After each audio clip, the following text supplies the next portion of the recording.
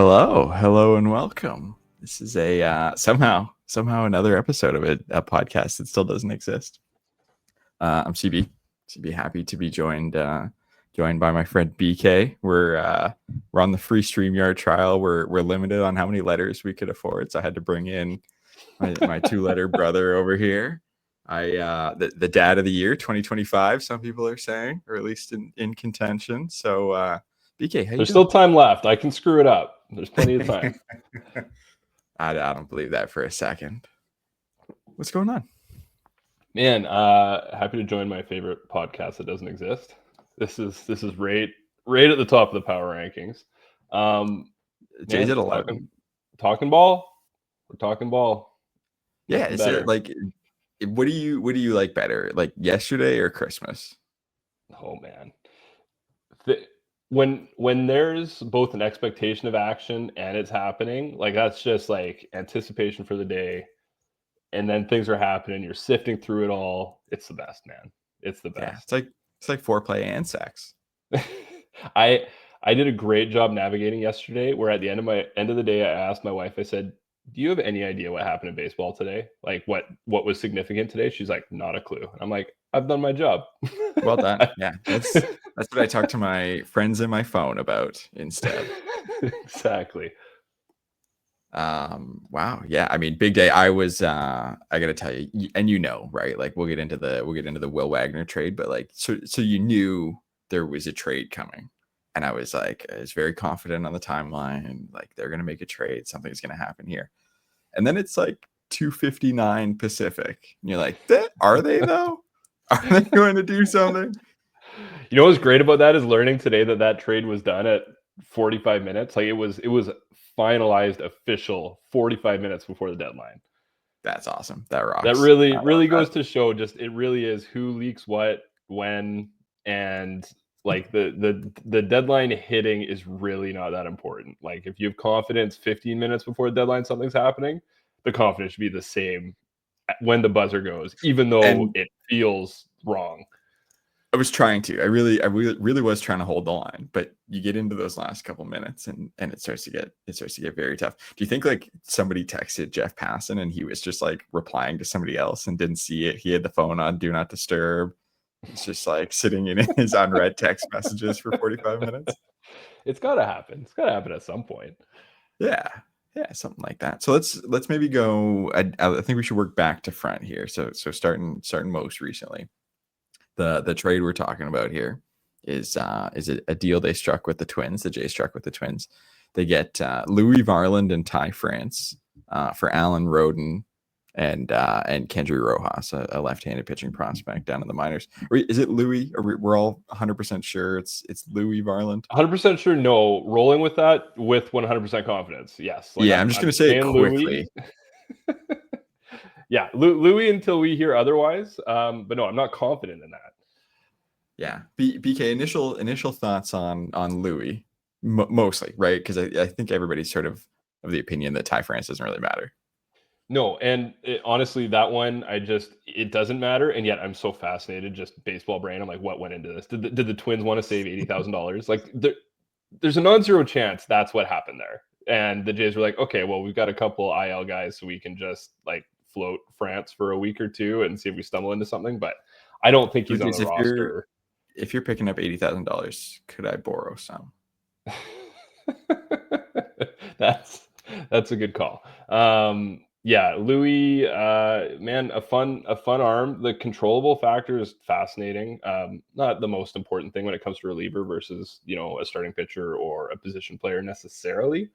But man, you get like elite velo, elite ground balls, and that's a great combo to complement a bullpen that like probably general consensus public isn't thinking the Jays have an elite strikeout bullpen, but they do. Like their top guys strike guys out as good as anybody in baseball. I believe like the team wide pen K percentage is second in the league. So they do that really well. And now they have another arm who does it a little differently, but the velo is exciting, gets the people going. And the you don't want the defenders to get bored. No, no, of course not. See, this is the Andres deal. Like you got Jimenez out there, and you want him to vacuum up some of those like rockets off of a left-hander's bat, and he's there to scoop up what Louis is throwing down. So yeah, I Also, like it a lot. I like it a lot, and I was thinking about this. And I was wondering your thoughts on this. Was it the third largest package for a reliever at the deadline, behind Miller and Duran? yeah, I think that's probably fair, and probably, I guess, comfortably third, depending on what you think about a guy like Mick Abel or what you think about a guy like Alan Roden. I'm not familiar with him. The certainly, I guess really what it actually depends on is what you think about Taj Bradley. If you're a Taj guy or not. I'm not, so I'm inclined Yeah, to say that's yes. fair. It's the third Yeah, biggest deal. Kendry and Roden versus Taj is a legitimate conversation to have. And obviously, if Jax had the same control that Louis had, then yes, that would undoubtedly be a larger package. So I Yeah, let's say like fourth at worst, and in conversation for second largest return. So yeah, I mean it wasn't nothing, and despite not having name brand value, it was an expensive pickup at the position that flew off the board yesterday. Like there was a lot of nothing happening to starter pitchers, minimal position players, and a whole lot of bullpen arms. And the Jays shopped at the real, like, the top tier of that, even though to someone might not feel that way. yeah, they got a dog. As somebody who's not watching a lot of Twins baseball, you're like, oh shit, oh okay, oh Louis Varland throws smoke. All right, okay, all right. I like what's going on here. Yeah, you and I were kind of texting back and forth about Griffin Jacks and about some of these other kind of big names that were on the table, and Duran certainly another one of those. But I thought there was a good point in there. We're talking about 2 1/3 years of control on Jax, like 5 1/3, Yeah. 2031. Varland's a free agent. Now, obviously the most important thing is this third of the year, right? That's why they're going to get Varland, and that's why they wanted a guy like this at the back of their bullpen. But man, that's just a sneaky little Ross touch. Ross loves a guy with a little bit of extra control, a little bit of extra team control. He's probably not going to make a lot of money in ARB if he's behind Hoffman for saves fairly often. I would expect that that's a guy that he's been a starter before, so maybe he can kind of do an up down. Maybe he can go multiple innings.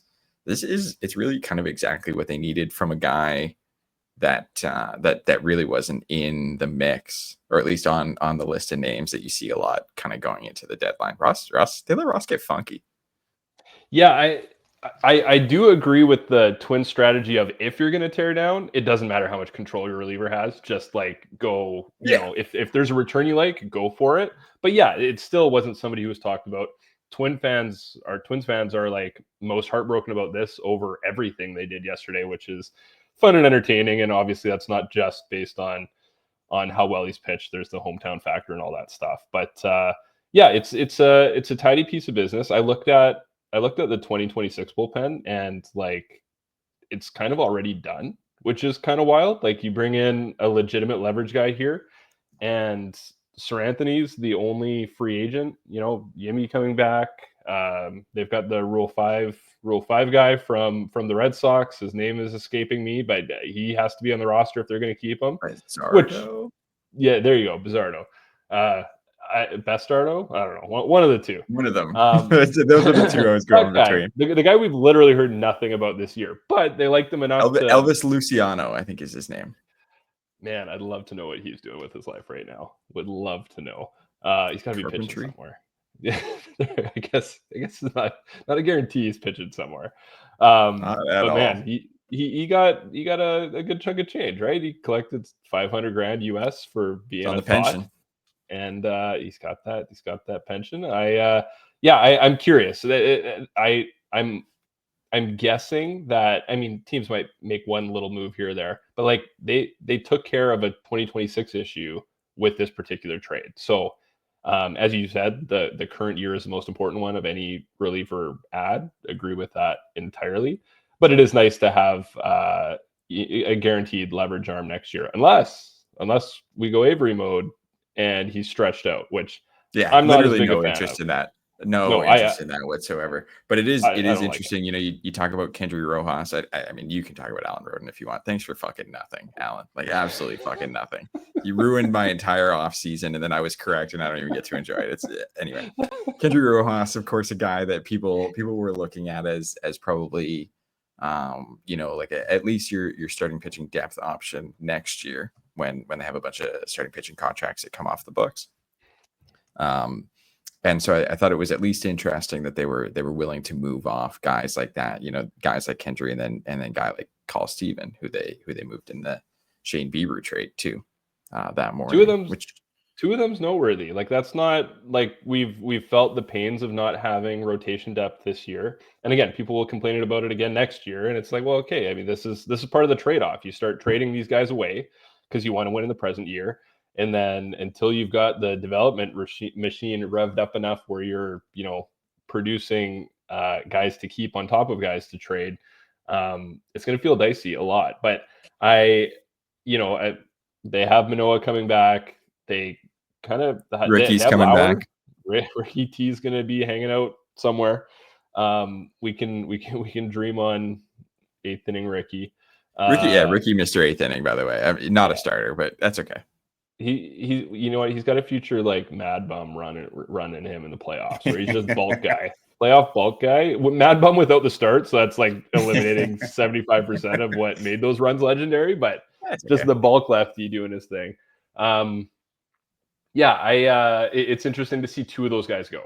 And I wonder, like, how does Cleveland view a Johnny King versus a Cal Steven? How do the Blue Jays view a Cal Steven versus a Johnny King? And was that a choice that was being made and deliberated? I feel like, Johnny King would have been somebody who fits the typical Cleveland profile that they like too. So Yeah, they like yeah, guys who suck. exactly. My it's so easy to come up with the like, oh, here was my question marks about this player, this prospect once he was traded. But Rojas just was never able to string together innings. And Mhm. even the stuff was good. I would say, like, as not famous as Varland is in the discourse of how he's being discussed and how especially initial reactions were underwhelmed. Uh, I, is it fair to say that Rojas was like the least famous good prospect on the Blue Jays? Like, just not Yeah, really talked about. But when you think about talent and maybe how some of the inside baseball guys viewed him versus the fan base, probably the biggest golf that existed in the system. So that's a very. legitimate loss, and arguably like a top six prospect, and probably somebody you could say is arguably in the Cal Steven territory. And there would be people who preferred him to Cal Steven. So Yeah, I I'd be one of them. I think that's a totally fair comparison. You talk about injuries, and that's kind of the main drawback. Otherwise, we're talking about a lefty who kind of knows where it's going. Pretty good fastball, can spin you a breaking ball. Has a change up there too. He's performed in Double A. I think he had one start in Triple A, got knocked around, and then got traded, which is kind of funny.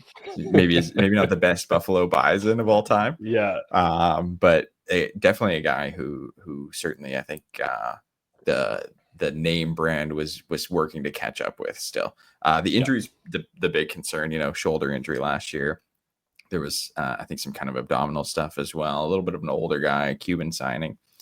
So I mean, I think on the whole, totally fine trade to make. Yep. I think you get exactly the A piece that they were looking for in Garland. Can I, Speak.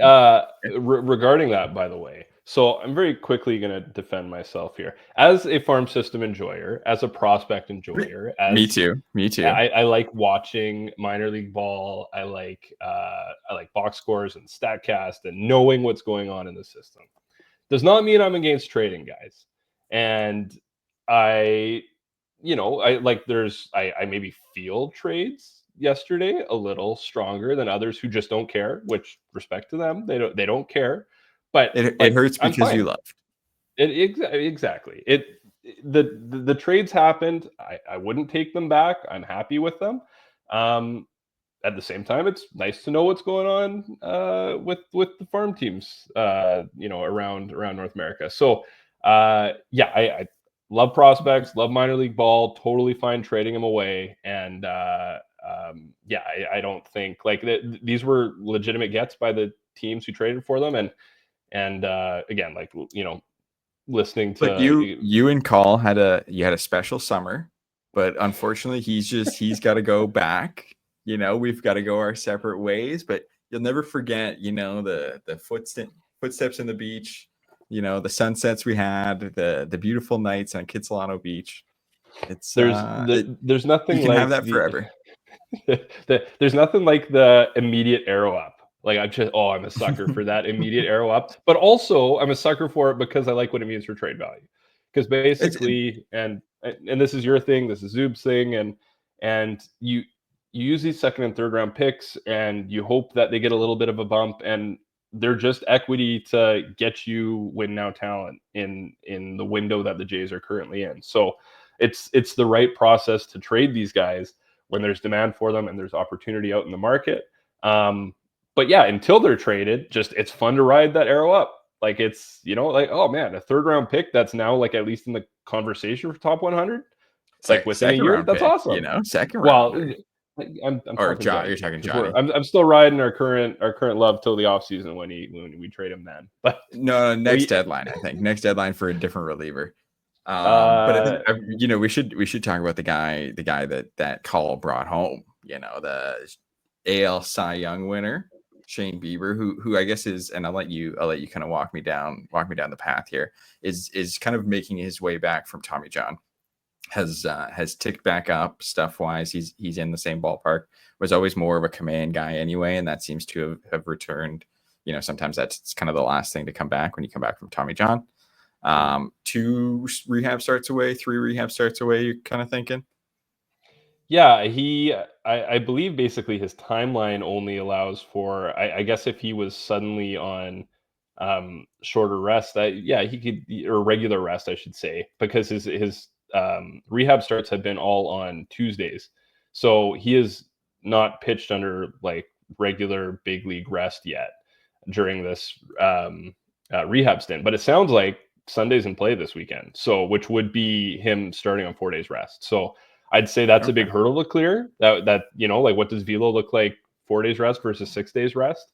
Doesn't matter. Again, like as you said, it's not Bieber's thing, but you want to see it just look as close to what it looked like when it was good, as you can get. And I'm guessing velo won't ever get back to his career peak, but that wasn't the driving factor in what made Bieber successful. So it's a really fun move.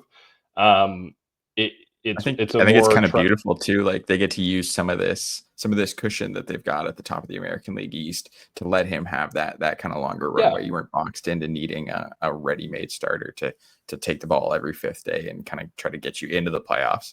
Where they yeah. sit right now, they have a little bit more room to let him get back to as close to full strength as he can. Yeah, you'd love for him to be part of what gets you the 1 seed in the American League. At the same time, I mean, the trade is made with eyes on what it means for a playoff rotation, Absolutely. because it is kind of a little bit confusing to navigate the 6 starters with all the off days in August, anyways. But yeah, he's just like it. It's the one starting pitcher move that has like a game 1 or game 2 starter upside. I say that as somebody who's not fully bought into the Merrill Kelly experience. So yeah, I mean the elite starters didn't move. Yeah, beyond Merrill Kelly, like what when you talk about starting pitchers, the I guess the third best one, if we're gonna keep playing your game, is probably like Dustin May. Charlie Who Morton, like bounce back Charlie Moore Charlie, actually like Charlie's probably a better pitcher right now than yeah, Dustin like May is, it's but we're not they talking did about not move. guys. No, like Mhm. even rentals, like there was so little happening on the starting pitcher market. And then there was obviously the talk about the controllable guys that would fetch a ton of return, and they didn't go. So the Blue Jays went for extremely high risk, extremely high reward play with the starting pitcher, which would be a criticism that would fit a lot of people's thoughts on the front office. And I mean, really, what opinion can we have on the medicals, right? Like there's just there isn't even statcast for us to look at the Bieber to like pretend to be smart about where he's at in his rehab, experience here. So you just kind of trust that their scouts felt really good about the rehab starts. The data they felt really good about it. The medicals were good. He's already had one setback this year. He would have been back already if that hadn't occurred. So Yeah, high risk, high reward, but it rocks. Like Like they wouldn't trade for him if he wasn't healthy. no, well, we've never seen that before. I Um, trust Ross. I'm willing to trust. I'm willing to Yeah. trust, and it might not work out. But Been also, up to like Cal 60 Stevens, pitches already. yeah, Like the margin for error is a lot slimmer here. Or yeah, sorry, it's a and lot wider. you don't get Bieber for Cal if he's 120 innings Already into a back. season and like pitching like a guy, right? So he obviously has the player option next year. There's basically virtually no chance that gets exercised unless things have gone horribly wrong. Um, his stage of coming back now is kind of like Walker Bueller last year, and then he pitched terribly. He had one great playoff outing, and then he's getting over 20 million. Like he has to clear 12 million for that player option to not be worth it. So that obviously will happen. But a side benefit is I'm pretty convinced that the Jays are going to be Corbin Burns shopping again this offseason. And you don't make this trade thinking you're extending Bieber, but it's clearly a guy they really like, and he's a free agent this offseason, and they're planning to spend big dollars on a top end starter. So you get, him and his family comfortable in Toronto, have a really great experience, and maybe it gives you a really small leg up in free agency. And, you don't have to drop a second round draft pick to make that signing. There we go. Now we're talking. How is Burns doing, by the way? Dead. Anyway, I wouldn't worry about it. You mentioned Sir Anthony in there too. That's the other reliever trade that they made. They kind of jumped the market on that one a little bit, trading him away for JWB. I'm not gonna JWB. So we talk about process here, right? We talk about these college pitchers that the Blue Jays draft and they try to develop, and it certainly seems like they're getting a lot of return on those kind of pitching prospects, at least over the last year or so. Now that the pitching lab is kind of up and in full swing. JWB, a third round pick out of Oklahoma State, kind of met numbers in the mid minors. He's been pretty okay, and Double A is kind of an age appropriate guy. To get a guy like Sir Anthony Dominguez for that price, I think was totally reasonable. And it's kind of nice that they jumped the market to make sure they had one in their back pocket early on. Everybody's kind of already seen what he's all about, but obviously really good arm. They're kind of ratcheting the splitter usage up. That's just a guy who will take some high leverage innings over the course of the rest of the year, and you're hoping is pitching kind of in late games in October too.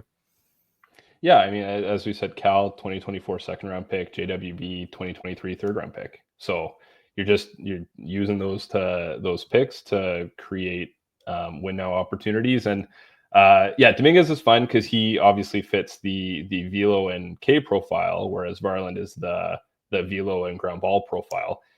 Not to say he doesn't strike anybody out. He's a great knuckle curve, and he gets Ks, but Dominguez is a strikeout guy. This is It your comes with walks. classic leverage reliever. Yeah, with a fun playoff history. And to be honest, I don't know how much that matters, other than it tells you that his body can hold up for a whole season and still have it in October.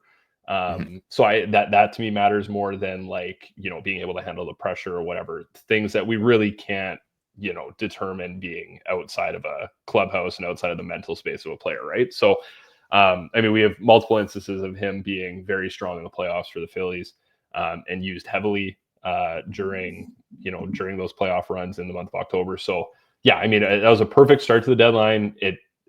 It's nice to get out in front of something a couple of days for a few reasons. Obviously, the desperation of the market can change, and all of a sudden that cost can be higher. But also it just adds a touch of certainty, right? Like once you check a box as a front office, you move on to the other boxes, and not entering deadline day with all boxes still to check is really nice. So that one, super clean, one for one trade. Those are fun. Like a prospect who has a bit of name value and is known for a player who has name value, and it works well for both sides. I love the deal. It was a really good start to the deadline season here. Yeah, actually, I was surprised the Orioles knew what minor league pitching was. That's not something they have a lot of indication about, but I mean, I think it works totally cleanly too. And honestly, if you're the Blue Jays, I don't think you're very worried about a guy like JWB coming back to haunt you in the division or anything like that. It's a fine trade to make in that sense too, right? We're not talking about trading like Leo DeVries inside the division. We're talking about a depth starter option or maybe kind of a middle to late inning reliever, 6th to 8th inning kind of guy. Those guys, they exist everywhere. If the Blue Jays hadn't traded the Orioles one, someone else would have instead. Yeah. Yeah, exactly. It's the right move to make. They made it, and our Pens in great shape. It really is. As somebody who's been a Pen skeptic for a lot of years in a row, the Pen is good. The Pen is very good. Last trade, just very quickly, kind of 40-man clearing. Traded Will Wagner to the Padres for a guy named Brandon Valenzuela. This may be the last time I ever say that name. I'm thinking it's at least possible. Kind of a pretty shitty 24-year-old catcher in the mid minors. So I guess like my only real takeaway was just like they were gonna DFA Wagner, right? Yeah, I don't necessarily know that was going to happen this deadline, but I think they maybe saw that as necessary come the offseason. So I think there was an effort to trade him for something, and then two, this is more my curiosity playing out. Were they worried about losing Ali Sanchez via DFA once Kirk comes back here? And once they start to add some of these 60-day IL guys back to the roster, where if he gets claimed by somebody else, then they're stuck without, anything. Now we're talking about Robert Brooks.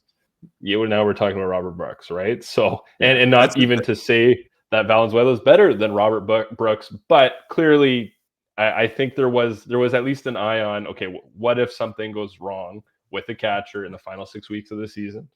And I'm going to assume that there's something about Valenzuela that they like maybe better than is abundantly obvious to somebody who's just looking at his numbers. Not to say he's special. He's very likely or quite, decent chance he just never sees the big leagues with the Jays, but probably something that they like a little bit in his profile. Yeah, put it 50, 1 major league plate appearance with the Toronto Blue Jays. It's a reasonable over-under to set. Absolutely. Yeah. Interesting kind of maybe not fall from grace, but for a guy like Will Wagner, who I think at this point last year was at least like one of the bright spots of a lost season. Just kind of it goes to show you how fast these spots can get crowded. They bring in Jimenez. They've got Barger playing a lot more third base now. Obviously, Clemens had a great year, kind of following up on what he did last year too. Those guys just become duplicative so easily at this point. The same thing that happened to a guy like Roden, honestly. Yeah. Roden and Wagner both in the opening day lineup and are kind of jettisoned into space without a ton of warning or a ton of tears, really, 4 months later. Just because guys kind of surpassed them. And so it's fair to say, it's fair to remember that these guys are getting better at different rates, and they are making changes that we don't know about, and especially a lot of that stuff happening over the off season. A guy like Joey Loperfido, who I think was clearly behind a guy like Alan Roden. Barger maybe was behind Wagner as we came into the season. Those guys, just their development allows for you to do this kind of stuff as well. Yeah, and like the 40-man roster conversation is one that it's pretty reasonable for an average fan to not care about, but like you can just see in trades what teams are thinking when they make them based on 40-man status. So you go and trade a Steven for Bieber, and you're like, Steven doesn't have to be on the 40 for a couple of years. So like that is a high value prospect to bring in, where Cleveland can now dictate his timeline and not have it affect anything else going on with their 40-man roster until they decide to call him up. The Blue Jays last deadline are trading for Jonathan Clase, which, if he just got run at the major league level, maybe he stumbles into being a decent major league player.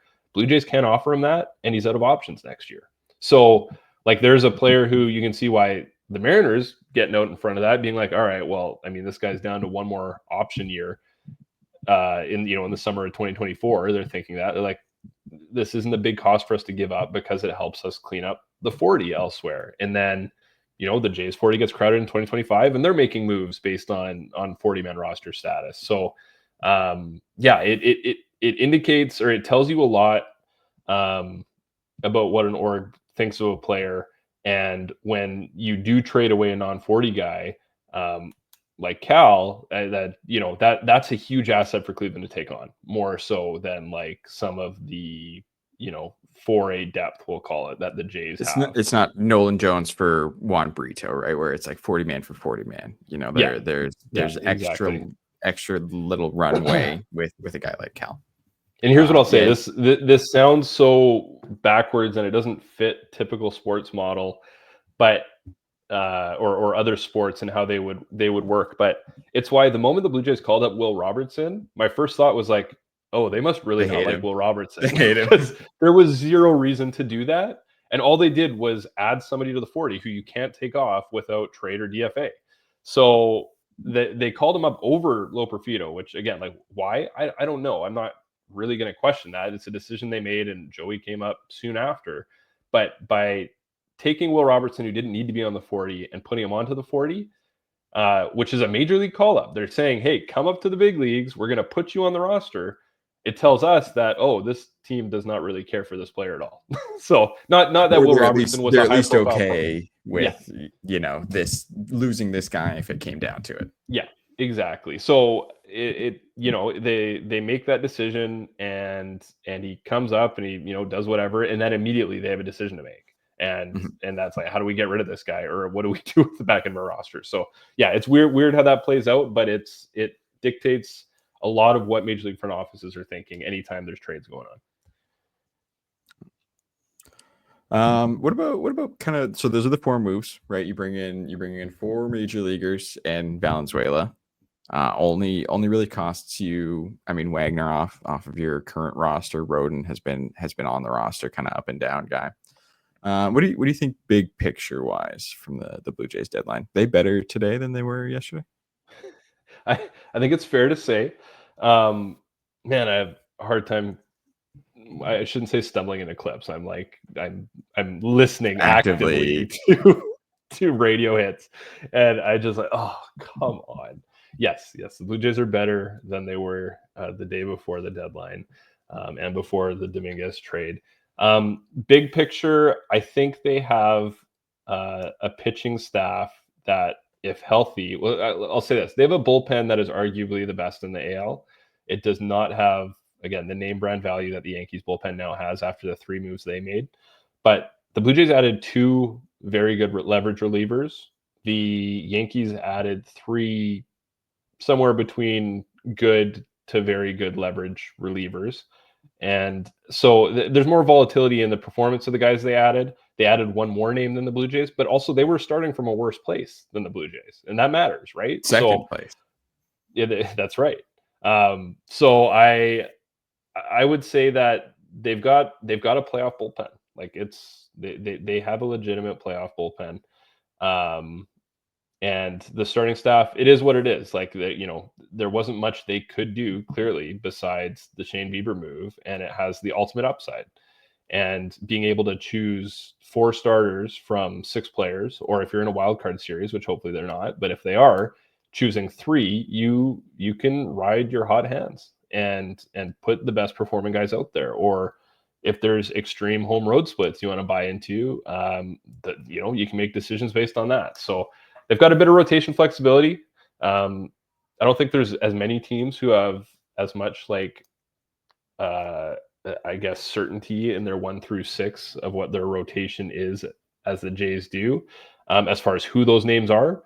But at the same time, we've seen non-ace like performances a lot of the year from a lot of the Blue Jays starters. So they're going to go into a lot of playoff matchups with the starting pitcher disadvantage. Non-ace like performances from everybody but Eric Lauer. I just want to be very clear. Everybody but Eric Lauer. Yeah. Eric Lauer will be the you say so. Minnesota playoff games a couple years ago. Colin Barrios won. I was not as against that as the public decided was a thing to still, we should talk about that one more. But the Yusei thing was part of coming in as a starting pitcher who's now in a relief role for maybe 2 innings, take it all of teams' platoon bats, flip them around, and then set up your right-handed bullpen for the rest of the game.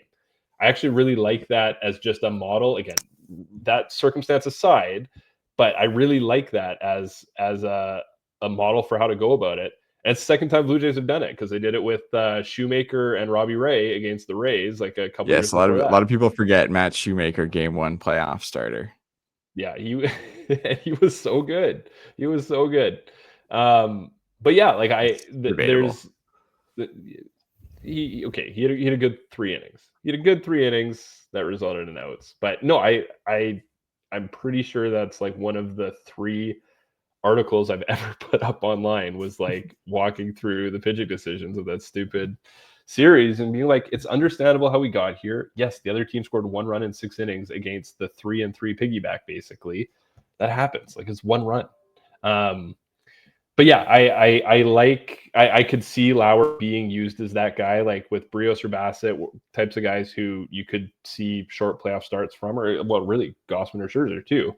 And he just becomes, especially against a platoon heavy team, somebody who just comes in, flips the bats around, and then sets up the right-handed bullpen the rest of the game. So, yeah, man, I like the squad. We got a squad, and the 3.5 game AL East lead doesn't feel amazing. Like it doesn't, what were we up to? Like 6 before? That was nice. 5.5, yeah. 5.5. Okay, so I mean that like fell back to earth a little bit and quickly, and there are some schedule challenges the rest of the way. But yeah, it's a legitimate team, and maybe I buy into the bats more than I should, but I like what they're doing. I like what they're doing with their platoons. One more would have been nice. But I mean, right now it's one of those you can't argue with results, whether it regresses, maybe, but they're like most runs in baseball in the last 2 months. Like that's a very large sample. They got a squad. Yeah. I think the one, and I'm going to try and pull up a text message here. So you sent this to me Tuesday morning. Where do you stand on Bieber? He's so interesting. You'd be paying about $7.5 million for the hope of him being a playoff caliber starter. And 1 minute later, 11:09 a.m., 11:10 a.m., I just sent back, not for me. And I have to be honest, and I'm obviously just talking myself into this. I'm totally flipped around on where I was Tuesday morning on that, just kind of looking into what he's done and where he's at rehab wise and what the cost was and all those things. I think Varland is probably like the most obvious helpful piece that they added, right? That Varland takes what they had as a weakness or as sort of a mid-tier strength and makes it a lot better. But a guy like Bieber is actually, I think, the key to the deadline at this point. If you can get one like very good playoff start from him, that provides so much extra value in terms of like championship probability added. I've sort of actually fallen in love with the move, what it costs, what he does for this team, what the runway's like. I think it's actually it's really interesting, and I think it's really, really good value for the Blue Jays. Not even getting into any of the free agency stuff coming up in the offseason, not even getting into like the financial cost, just where he fits in on this roster. I've sort of actually kind of fallen in love with the fit of it too. And then the other stuff's nice. Yeah. Ty France as well is also here. 80K, okay, man. We're saving the Twins 80 grand. I'm convinced. You brought up the Yankees. I sort of want to just double check, kind of clock in. Was there an AL East move? And I guess probably like Yankees, Red Sox, Rays, that you liked and one that you didn't like, just kind of competition wise. Man, so the Yankees fortified the bullpen and added a little defense.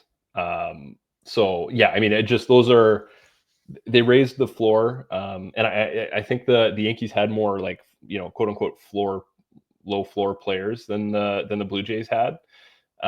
So I think that's part of why they made more moves. And again, I think that's part of the calculation when comparing the teams. At the same time, the upper end of the Yankees roster is really good and will continue to be really good. So raising the floor made a lot of sense there, and they've built themselves a very good bullpen. So that that matters. And unfortunately, I'm gonna lean on the hope that like the whole like fear of the pinstripes stuff, like not built for New York, is just going to be a Yeah, they narrative of weigh a like two little of these heavy. true relievers. Yeah, they really do. And I'm gonna pretend that Jake Bird's home road splits and him only being good at Coors is actually meaningful. um, yeah, No, I mean who they knows, right? the Yankees Bednar got an literally NL Central demoted. closer. What could that Yeah, possibly do? look, we're still in the same year that Bednar was demoted from the Pittsburgh Pirates as like an ARB3 guy. So um the Yankees are good. They made good moves. The Dustin May trade was funny for multiple reasons. One, it landed like that's a breaking Red Sox ad starting pitcher. Dustin May, like as the Joe Ryan discourse was happening. Yeah, So that made it funny. Dustin May is not that great. He is actually a free agent after the year. Like it feels like he's like still a prospect. He's just like going to be like a 10-year prospect, but no, he's a suspect free we agent at call the him. end of the year. And then James Tibbs, like what 14th overall pick last year's draft. He's now been traded twice, and he's going for a pretty mediocre starter who is a free agent. Like I don't know if they got eyes on him and something or like I don't love this. Another layer of that trade is if James Tibbs becomes good for the Dodgers, it's like an extra slap on the Giants because it's in their division. Like I love that. So Absolutely. I love the Yeah, I idea mean of that biting both the Red Sox and the Giants. That would be very fun. you talk about Tibbs, right? And you look at what Tibbs brings back compared to what a guy like Call brings back. I think clearly what the Blue Jays have done there in sort of like not rehabilitating, but building up Call's value is shown in kind of the comparison in those sorts of moves. That was definitely the one I had circled. I think the Red Sox kind of blew the shit out of that one. But that was pretty funny. Hauser to the Rays was a weird one. How's Now, it to the Rays? again, Well, Curtis Mead kind of mega ass, so it's yeah, really which no. is fair, but it's always weird to see. Yeah, it's a rental starting pitcher. Like that's the move you expect the Royals to make, right? Like we're like Buy mode Royals, by the way. you that's just what they do. Like you have to squint so hard to see a pathway to making the playoffs, and yet the Royals are just gonna like they're gonna dabble a little bit. They're gonna make some trades and improve the team, and it's what they do, and good for them. But yeah, the Rays kind of went Royals mode there. Griffin Jack's not fun to be in our division long term, but Jay's got one more series against the Rays, I think. Yeah, Am I right about that? that's the one that I had to indicate. I'm not a schedule guy. Yeah, I know you're a big Yeah. schedule guy. I had to look up who they played tonight earlier today. The Jax one was the one I had circled just kind of as kind of fun value. I think you talk about Taj and what that's like. Obviously, the Rays have a reputation of being able to get the best out of their pitchers. Yeah. And Taj kind of a guy that never really could make consistently throw strikes or consistently get guys out. Compared to Jax, who kind of can do this starter or reliever to starter transition if they want him to, and I think they might. So I thought that was kind of the most interesting, like sneaky shit. How did the Rays get away with that one? Yeah. Again. Yeah, Rays had a funny deadline. It was interesting. Like you look at all the trades together, and it's They do confusing and business, brother. interesting, They and do. they like to get after it. Trades have to They happen. win deals. I don't know. They win sell mode deals. They win buy mode deals. I mean, I think it's interesting. It's really hard. And if you look kind of back historically, maybe some of these ones, maybe it's just prisoner of the moment. It's really hard to lose these kind of buy mode rental deals, especially. But if you talk about, you're buying major league prospects or buying major league players for prospects, that those teams have historically won like a significant majority of those deals, especially over the last 5 years as deadline prices have come down. I think some of the prices this deadline might make you think about that a little bit, but this is certainly a much better position for the Blue Jays to be in, not only from like a fan engagement and a record and all those different standpoints, but just in like you're dealing from a much stronger deck as well. Yeah. Was there anything else that kind of made you go, huh? Anything anybody hung on to? Well, I would say we texted about this a little bit. I'm high on the Mariners, but I'm glad they didn't add to the bullpen because I think that's the one area of their team that is like they have a great closer Brash coming back from injury, and he's pitched okay. There's some question marks there, but he like, they've got decent eighth and ninth inning options. I'm glad they didn't get Duran or even like a Sir Anthony Dominguez, or just like I'm pretty shocked that they weren't in on any of the reliever moves yesterday. Because that roster, like I love the rotation. The offense is like sneaky top 3 in the AL in my opinion. So yeah, it just more so like them getting to add Naylor. That was a little bit ago, obviously, and Suarez. They can hit. They can swing the bat. Second half, Julio, like J-Rod, is only good half a season, but it's the second half. So I'm glad the Jays got Missed it. through Seattle by the end of May, which was nice. But yeah, that's a team that can hit the ball and has a really good rotation. So yeah, and then like Zach Allen not moving. IKF, poor guy, didn't get to be the Yankee defensive replacement guy who just hangs out as the 13th man on the roster. I thought that was going to happen. Felt bad for him. A's didn't trade Sean Newcomb. What's going on here? This guys, but I will say the DeVries trade was I kept seeing the Miller link to the Padres, and I kept being an idiot saying like, okay, well, what did the Padres have to offer besides the guy that they won't trade? They won't trade DeVries, and then they have a catcher with a broken back.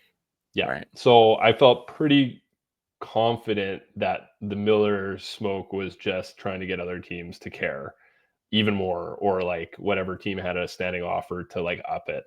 And I was wrong. And then I listened to a Baseball America podcast on the breakdown, and then almost immediately it's like, yeah, DeVries probably not a top 5 guy for us anymore. Like just immediately, like actually he's not that good at shortstop. Okay. So I was passively listening, so I don't know what all their reasoning was behind that, but like that was the tenor of the conversation. It was like, yeah, maybe he's not actually like a top 5 guy. Great prospect, not like that guy. Teams don't trade that guys. Even Preller like doesn't want to be trading those guys. So I think you sometimes have to look at a trade as like, okay, what is the internal self-evaluation of the team who's trading that player away, and how might it vary from what's public out there? Yeah. And I think doing kind of a little age relative to level discourse too, which is like, yes, he's performing, and yes, but we're still talking about so many levels from the major leagues, and he's got to be able to grow over and over and over and over again. And it's just like, maybe Salas is a guy who just like kind of peaked early. Maybe DeVries is a guy who like kind of peaked early. They're both number 1 prospects, and they're at international class for years and years and years. It's like maybe there's not as much room to grow as we may have thought, or as AJ Preller may have told people to write that there was. Going in. Yeah. Mariano O'Hearn, I thought that trade was funny because, correct me if I'm wrong, I thought I heard somebody, maybe it was the Baseball America broadcast too. They said all 6 players traded were from last year's draft class. Like basically Preller just went like, all right, 2024 draft, you can have it. I think Boston Bateman is the year before. Was He's kind of an interesting guy, like okay. huge, 6'8", huge lefty, a little CC Sabathia build. They love their high school lefties in the draft. Playing career CC Sabathia, not current. It was 2024. 2024. There were some really good names in there. If you're a names guy, Boston Bateman, Cobb Hightower. So there's some interesting stuff going on in there. Yeah. I have reverence for AJ Preller, and yet he does the starting pitcher high school draft thing, and I just don't get it. I don't get it. Well, it's okay to take them if you take the right one. Yeah. Has he yet? It's simple as. Mackenzie Gore is the only one, I think. Max Fried? Was he Padres that early? Yeah, fair enough. Who was the arm they traded for Jason Adam? That was the like Tommy John 18-year-old who was supposed to be so good from Georgia. Yeah, Dylan Lesko. Lesko, there it is. Stop throwing strikes right away. Yeah. Cash Mayfield's doing it big this year. He's getting strikeouts, walking a bunch of guys. He's going Johnny King mode. Tanner Scott. Oh, he's walking more than a batter an inning? Okay, he's going half of Johnny King mode. That's crazy. Wow. BK, thank you so much. This was a delight. I appreciate it. When you need to learn about prospects, there's only one person that I will text. and they were busy, so I invited you on. Trade the I ball. appreciate you. I appreciate you making time. I appreciate you enlightening us a little bit. And go Jays. Go Jays, man. Jays, baby.